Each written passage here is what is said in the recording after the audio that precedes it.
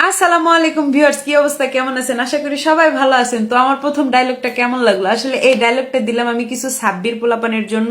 তো মূলত সাব্বির পোলাপান মানে কি আমি সত্যিই জানি না। তো আলহামদুলিল্লাহ আমি আপনাদের দয় ভালো আছি। আর মূলত আজকে কয়েকটা কথা বলার জন্য আসছি। ভিডিওটা আমি শর্টকাট করার চেষ্টা করব, বাট হয়তো একটু লং হয়ে যাবে। শেষ পর্যন্ত প্লিজ আপনারা দেখবেন, এটা আপনাদের কাছে আমার রিকোয়েস্ট। অনেক কিছু আজকে আপনাদেরকে জানাবো। আর হচ্ছে যে মূলত কয়েকটা দিন ধরে আমি ভিডিও বানাইতেছি না।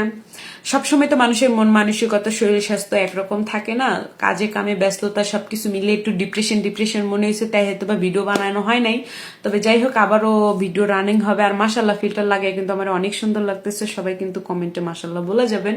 তো মূল পয়েন্টে আসি, সেটা হচ্ছে কি যে কয়েকটা দিন যাবত দেখতেছি দুই চারটা সাব্বির পোলাপান আমার পিছনে লাগছে, আমার এই নিয়ে উল্টাপাল্টা ভয়েস দিতেছে, আমার স্ক্রিনে উঠাইতেছে। তো যাই হোক, ওইসব সাব্বির পোলাপানের জন্য করে কয়েকটা কথা বলি যে ভাই, আমি তাদের আইডিতে গেছিলাম, তাদের আইডিতে যাই আমি একটা জিনিসই দেখতে পারছি, সেটা হচ্ছে কি যে ছেলে নাই, মেয়ে নাই, জেলা ভিত্তিক গ্যাঞ্জাম নাই, রাজনীতির গ্যাঞ্জাম নাই, মানে তাদের আইডির ভিতরে শুধু তর্ক বিতর্ক টকশো চলতেছে।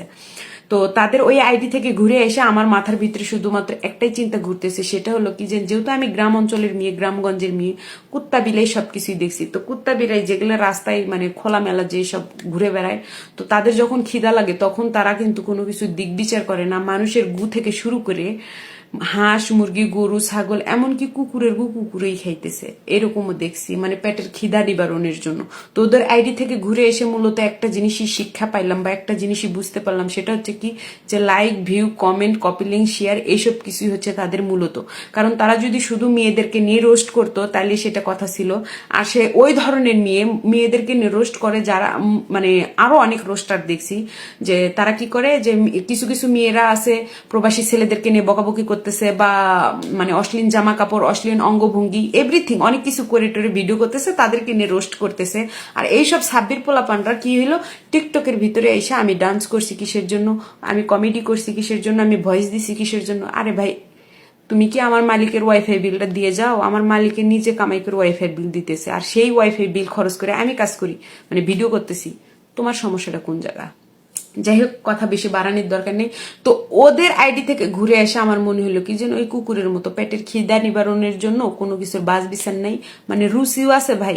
ছেলে নিয়েও ভিডিও করে তোরা, মানে মেয়ে নিয়েও ভিডিও করে, আবার জেলা নিয়েও গ্যাঞ্জাম করে, আবার রাজনীতিও করে। ভাই এটা টিকটক প্ল্যাটফর্ম, এটা কোনো মানে তর্ক বিতর্ক টকশো না, ঠিক আছে?